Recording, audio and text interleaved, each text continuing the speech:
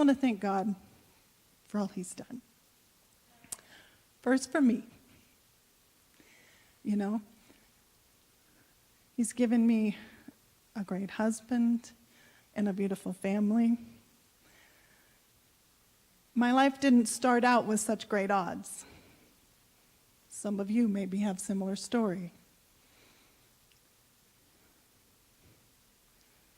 But I'm proof that God can change things, that God can bring people into your lives, and that God can give second chances, that he can make something beautiful of your life. He can bring the right people along. He can take you to the place where maybe others wanted to do but weren't able to. For me, I was adopted at a very young age. I had a family that was alcoholic and could not raise me. And I am so ever grateful that God gave me a second chance in a second family. And all it takes to understand that you can change and become all that God's destined you to be. It just takes a willing heart and someone to say yes to his plan. So I'm really grateful for my mom and my dad because they said yes. They couldn't have children, but they never became bitter. But when the opportunity came, they took me on. Still to this day, I say, oh my gosh, they were 42 and 43 when they did that. When I turned 42, I thought, oh my God. I think my kids were almost graduated from high school at that point. I thought, oh Lord. But today, like Lisa just said, it is Mother's Day, and we're here to honor and celebrate each one of you and celebrate women in our lives that gave us life, taught us about life, sacrificed their own personal ambitions, believed in us, and loved us. Maybe some of you are the lucky ones, that it was all great. But there's also a lot of women sitting in this room today that today is hard. And my heart has been with yours today. I've just thought of friends this year that have lost children and how hard that is and how hard today is. You know, we can't ever forget that. But yet on the same token,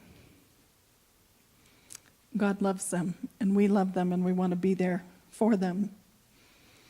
For someone else, maybe your mom wasn't what you needed her to be. Maybe she just couldn't do it. My mom couldn't. But God sends other people. God sends and puts us in places where people can encourage us. So today we do want to embrace you and let you know that you're loved and that you have a special place to play in people's lives, regardless of whether you've had a natural child or whether you have spiritual children, because you are all important. Every person has more than one mother, at least in this house. You're lucky if you only have 2 or 3. Sometimes I know some of you raised here have wished you didn't have quite so many.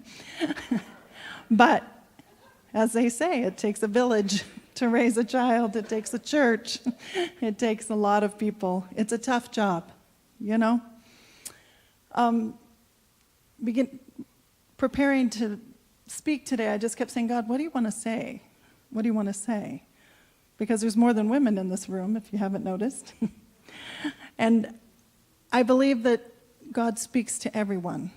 And I was just asking him, what do you want to say to your people? What do you want to say to your moms? What do you want to say to the women? What do you want to say to the men, to the teenagers, to the young adults? Because I believe God has a message for all of us today. You know, we're living in a world that's so lost and confused. A world that does not recognize an individual's value and worth. And a world that yet screams for equality, but refuses to recognize the uniqueness as something important, something rare, something valuable, something necessary. According to Genesis 1:26, God made man, the human race, after his image and in his likeness. He made male and female. He made us spirit, soul, and body, 3 in 1. Yet we live in this society who wants to blur the specific God-given attributes that men and women possess, making them seem insignificant or unimportant. God didn't give it to all one gender or the other. In his infinite wisdom, he designed the necessity of a man and a woman in order to create life. One cannot boast. It takes both. Man cannot reproduce without a woman, nor can a woman reproduce without a man. Life is only possible with both. One is not better than the other. They are both mutually necessary. Yet our culture calls this foolish. We don't need the other.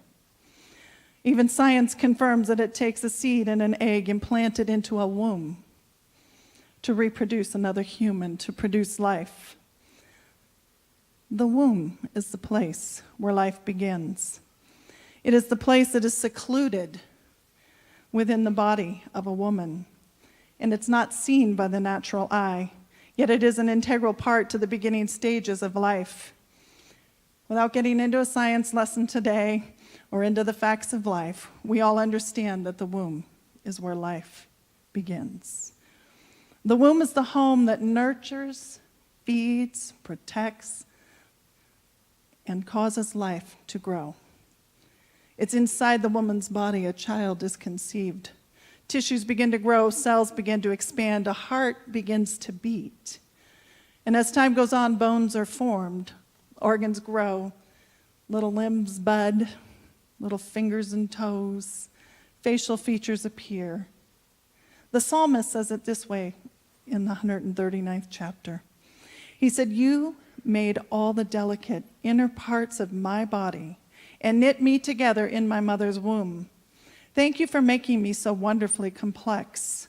Your workmanship is marvelous. How well I know it. You watched me as I was being formed in utter seclusion, as I was woven together in the dark of the womb." You know, Bishop Miller, he's our friend, he notes the fact that we had every bone that is currently in our body when we were in the womb. He also notes mothers are very grateful that they were much smaller.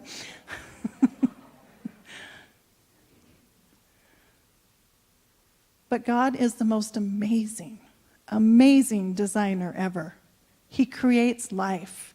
He gives us everything we need from the very beginning. Life is always growing and changing. If it's not, you're dead. Is that not true?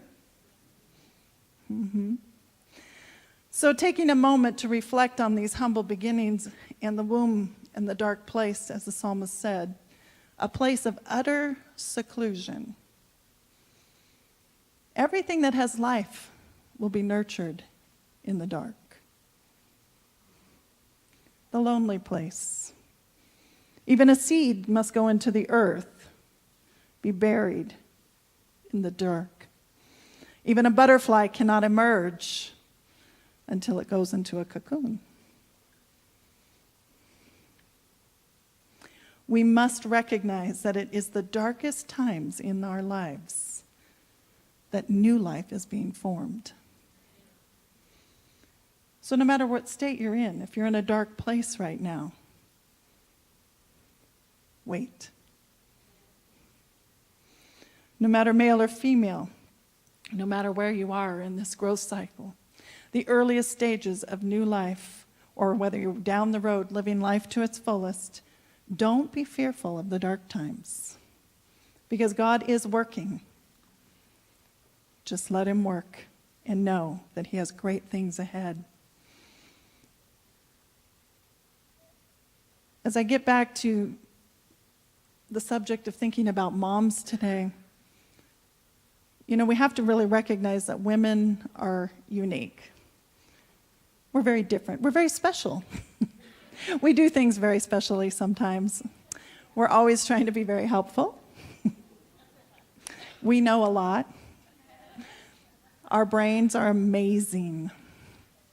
They're very interconnected, very complex. Everything has to do with everything, right? Yeah, perfect. But we're here to celebrate that today. But before I get much further in this subject, I want you to stop and realize that God calls his church his bride. He uses the analogy of a husband and a wife to denote our relationship with him. So the church has the God-given ability to nurture the sons and daughters and to provide the place of protection for them to grow, to teach them and care for them as precious lives. So as we continue today in this message about moms, guess what? You're all included if you're part of the church, because this is where it happens. This year we've had the instruction of engaging. And I've asked myself, how do I apply this word specifically to my personal life as a woman? As we look into the Bible for examples of moms, we find all kinds. We find good ones. We find some very interesting ones. Some very colorful ones. We find rich ones and poor ones. We find quiet ones and very outspoken ones. I mean, how about, would you just say to Jesus, are my sons going to sit next to you when you sit on the throne? I don't know. That's pretty amazing. We find women who were of good reputation and those who just didn't care. We find courageous women and those who were easily deceived. So the question is what kind of mom or woman do I want to be? Do you want to be? My favorite part of ministry over the last X amount of years, however many years I've been doing this, I used to have a Monday night girls class. Still my favorite times. And I can always remember some of the comments that came, some of the discussions that happened, some we will not repeat. But still one of my favorites was when one of the young women asked, or all of a sudden got a, shall I say, a revelation that God might be writing the Bible part 2, and she wasn't so sure how her name was going to be in that book and what kind of story was going to be told about her, and it perplexed her very much, and she got a little nervous about that, and I don't always think like that myself, and so she was always very entertaining for me and opened my mind to other places and other ways of thinking. And so I've asked myself, what will be written about me? What will be written about you? I look in the Bible and I find all these women with such amazing stories, yet you see a common thread amongst them. They're human, right? They were subject to frailties, yet they could be amazingly courageous and selfless. Not all their names are recorded. Sometimes we just knew their children's names. There's some that are famous, you know, Eve. I think everybody knows Eve, right? The first mother of the earth. Miriam, Hannah, Esther, Deborah. How about Jael?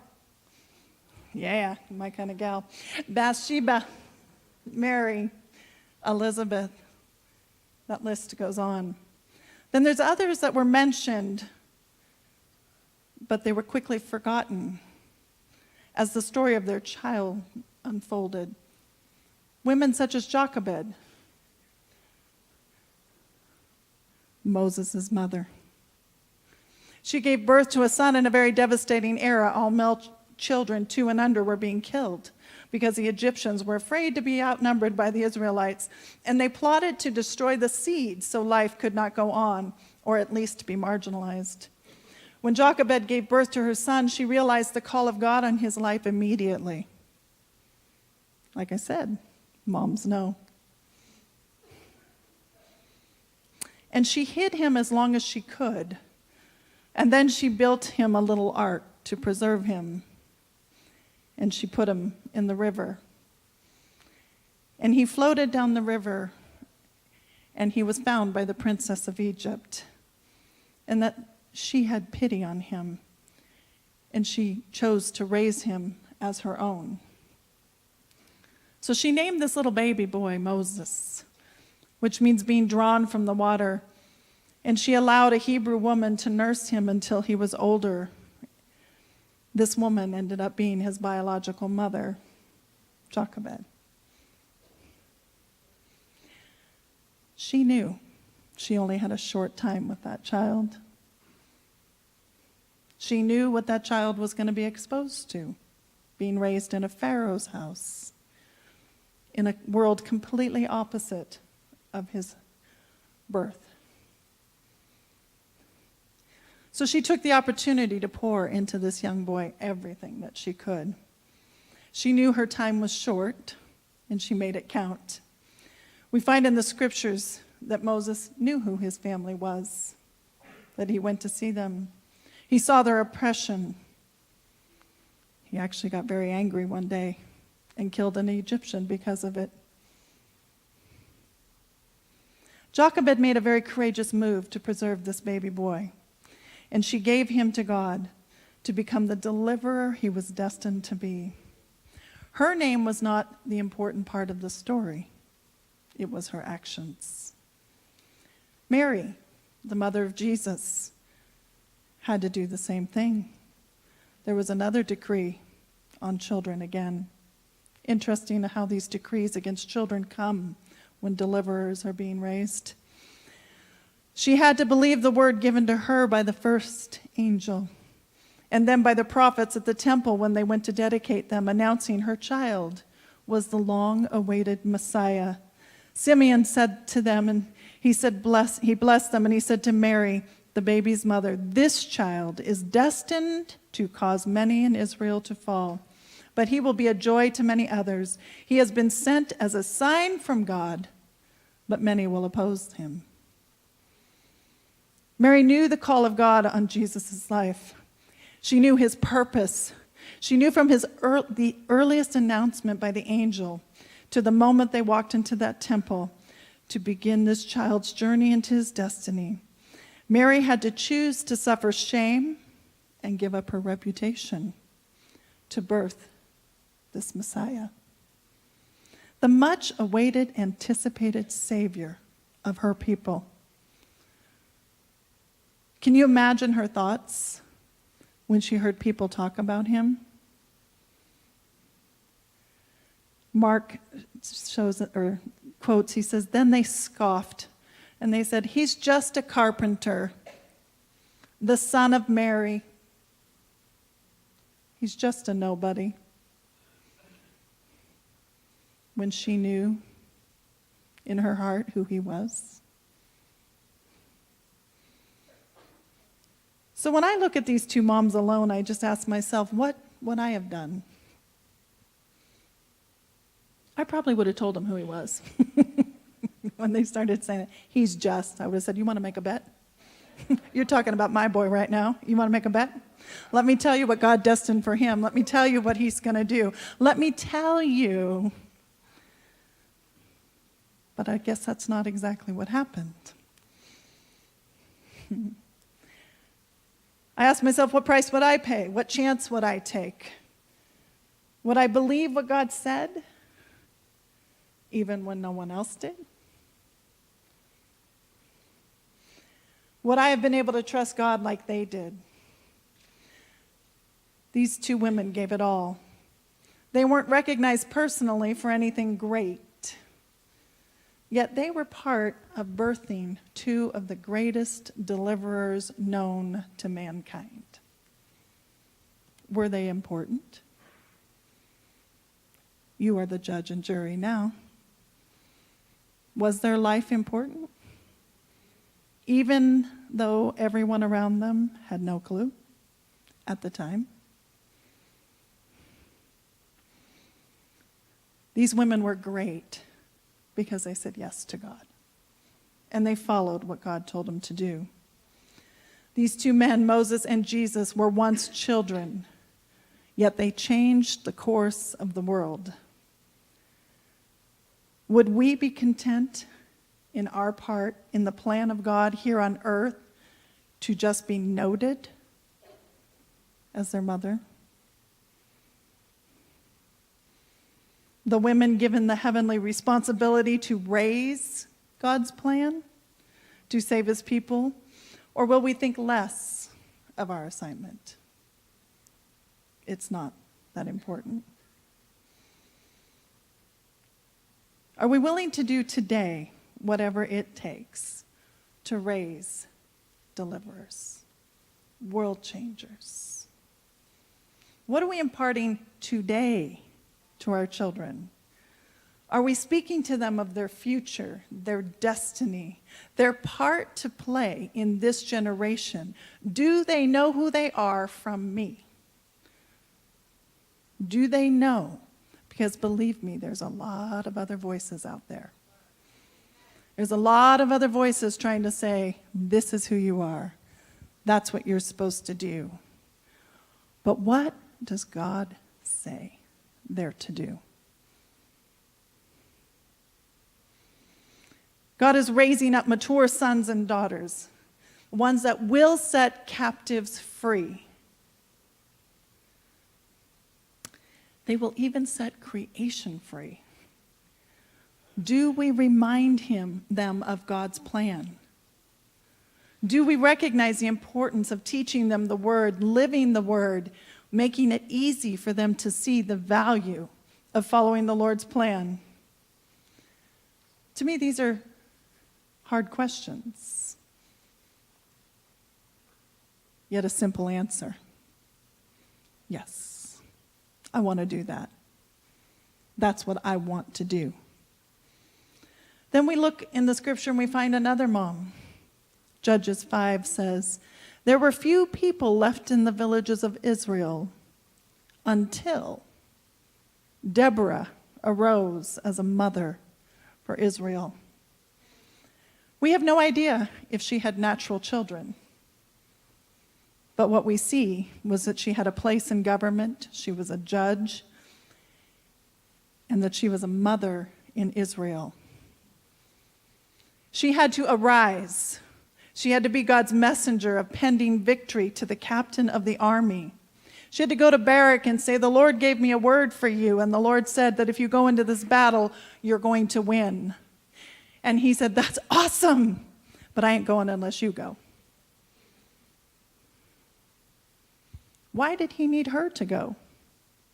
She gave him the word. Could have been enough, right? Should have been enough. It was a word from God, right? But he knew that he wanted to have the voice of God, someone that heard and spoke. He wanted it to be right there with him, directing him every step of the way for this battle. And so guess what? Deborah went with him. She wasn't afraid of any war. She wasn't afraid of any foe or any enemy or anything. She said, no problem, let's do this thing. So they went together.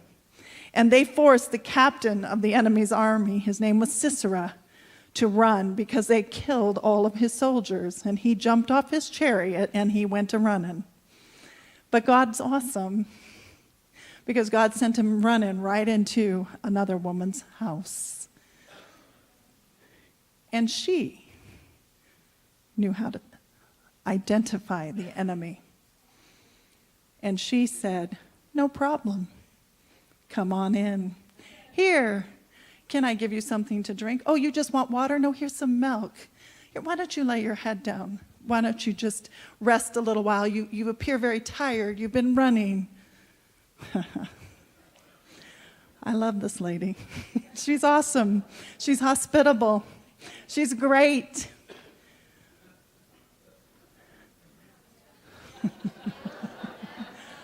But she knows. She knows that this is the man that has tormented the people of God, the one that has put them into slavery, the one that has just oppressed them. And she knew that he was running, and he had good reason to. So when he was asleep, when he was resting, he had no idea what was going to hit him. She literally just took a nail. It says a stake, a tent stake. A tent stake, from what I understand, can be quite anywhere from about here to about here. So I don't know what kind of a tent stake she had, but she obviously was pretty awesome because she could take a hammer that could just take it into his head, and she put it through his temple, and she said, "No more. You will not persecute my people anymore. You will not have my people anymore. You will not do it anymore." So like I said, JL's my hero, and I say no more to the enemy. Are you saying no more to the enemy in your home? Are you saying no more to the enemy for your children? Are you saying no more to the enemy of the church? See, that's what we all do. We identify and we say no more. And we say it's done. It's finished. We find from these few examples, you can be a mother in the natural or the spiritual. Both are vital. We must recognize that as women, we have the unique God-given ability to feed, to nurture, to tend, and care after the next generation. Their success in life begins within that hidden place. It provides a place where the design of God begins, where life, potential, character, and destiny has its start. But our bodies must be strong and healthy to protect this precious life. It is our special God-given ability to take care of the presence of God, just like Mary did. She not only hosted the presence of God within her body, but she cared for it when he was born. She watched over him. She made sure that he made it to his destiny. You know, maybe when she got a little nervous when she lost him when he was 12, I always could relate to that story. It took her 3 days to figure out that her son wasn't with her. Sometimes you go, how does that work? But you know what? If you're a mom, you get it. Yeah, you know, when you have good friends and good people and you hang out with them, it could happen. It really could. It's okay. But maybe she got scared because she got nervous that something had happened to him and he wouldn't enter the destiny. Maybe that's why she ran into the temple and said, "What are you doing? Where have you been?"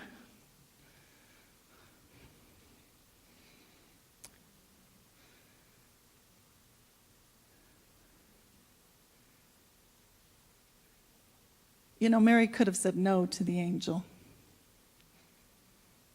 She could have said, "I'm not good enough. You're talking about the Savior of the world. I mean, that's like really big. No, I'm not your girl."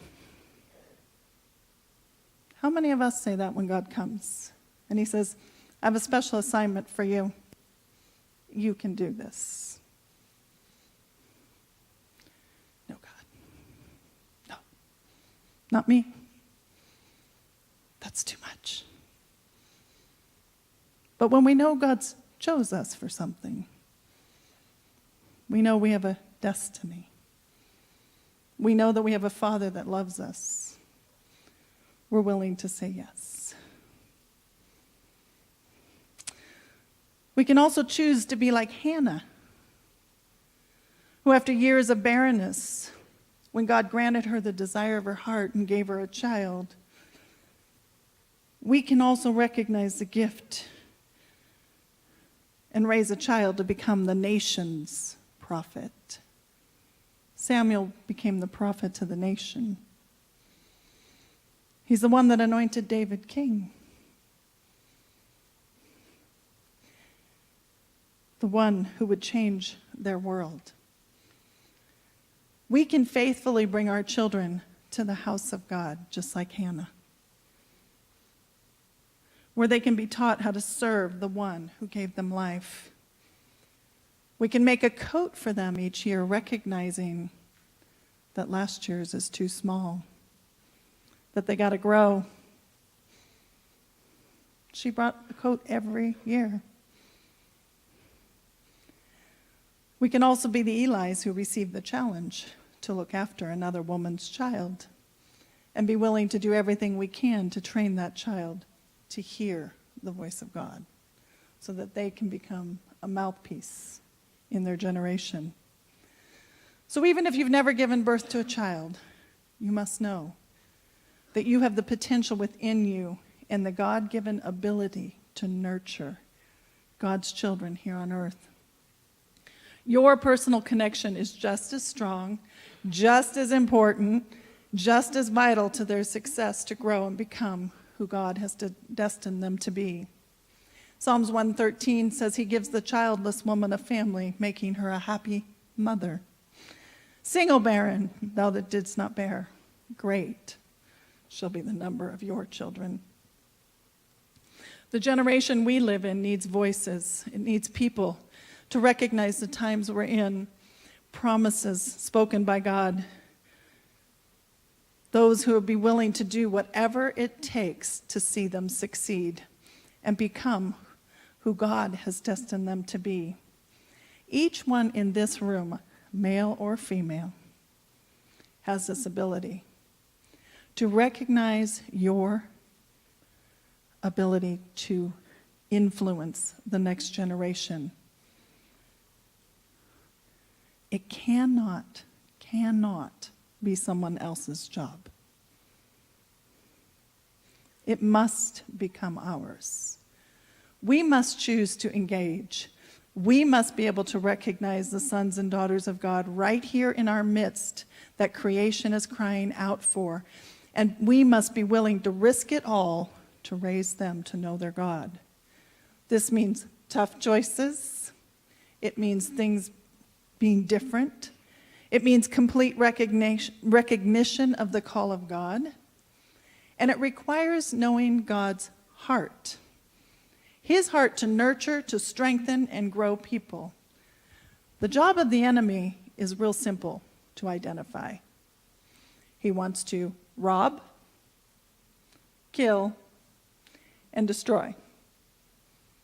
If something is bringing death, is telling you you can't, is saying you never will, it's not from God. It means that we must move past the statement of, I really want to help. I really want to help. We have to move past that point to say, I must. I will. Because there's a difference from wanting to do something to doing it.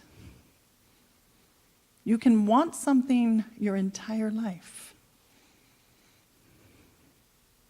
You can really want that car, but until you make a decision, I'm really going to get that car, which means I have to go to work and save my money and get the car, there's a difference. So today, I'm here to say that we're moving from really want to we must save a generation.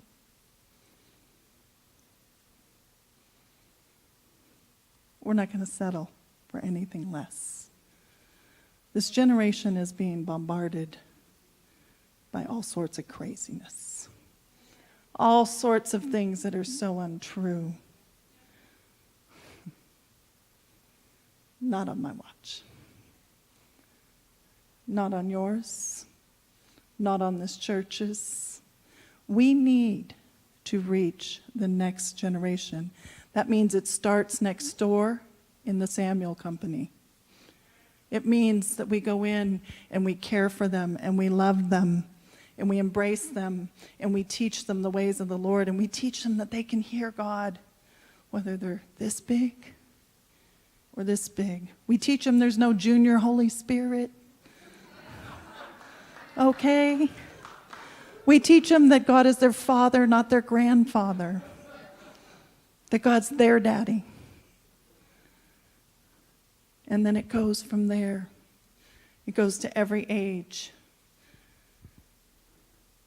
So today when you leave, I want you to remember that excuse me, a mother is not only one who gives natural birth to a child, it's those who choose to nurture, feed, attend to, clothe, but most importantly, love, regardless of your biological title. A mother is a life-giving source. God is our Father. The church is the bride of Christ. We are the church. We are the moms that can raise this generation and cause them to walk into all their destiny. That's my heart for this house. That's my heart for our nation. And I believe it embraces yours. So with that, I'm going to ask that you guys stand.